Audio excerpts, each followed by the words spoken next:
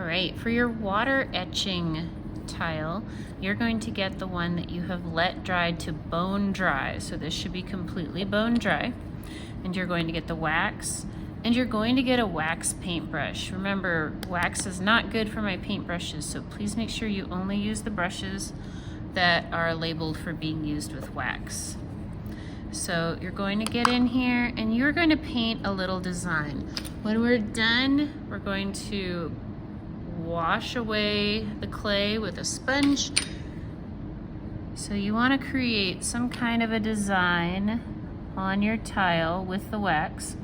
You don't want it to be too tiny and delicate, or it will kind of not work, but you can get some pretty good lines going.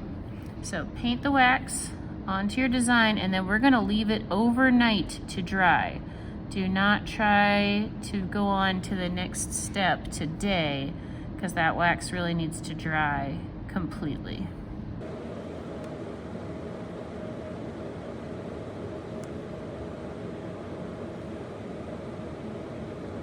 When you are done using the wax, make sure you put the lid on it, put it away, and you are gonna wash your brush with soap and hot water to make sure it's clean and there's no wax left in the brush.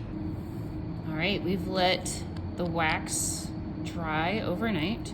So now we're gonna take a sponge, we're gonna squeeze it out most of the way, and we're gonna take our bone dry piece and we're gonna start wiping the surface.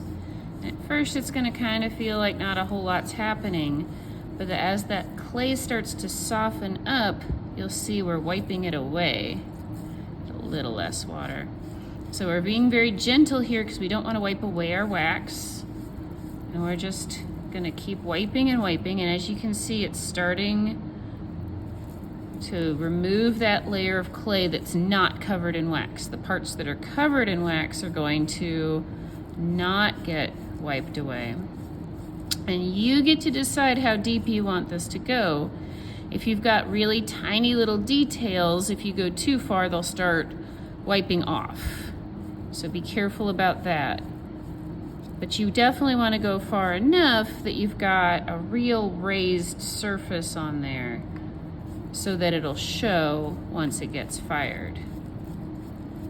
I'm just gonna keep wiping, kind of recharge the sponge a little bit. Just being very gentle. We're just kind of removing clay, but we don't want to remove that wax. All right, that's feeling pretty good. When you've decided, see, I'm starting to lose a little bit of my wax there, so that's a sign to me that it's about time to stop. Feeling pretty good about that.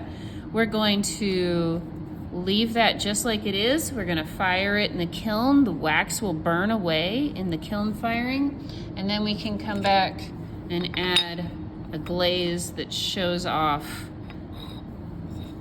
all those textures that we've put in there.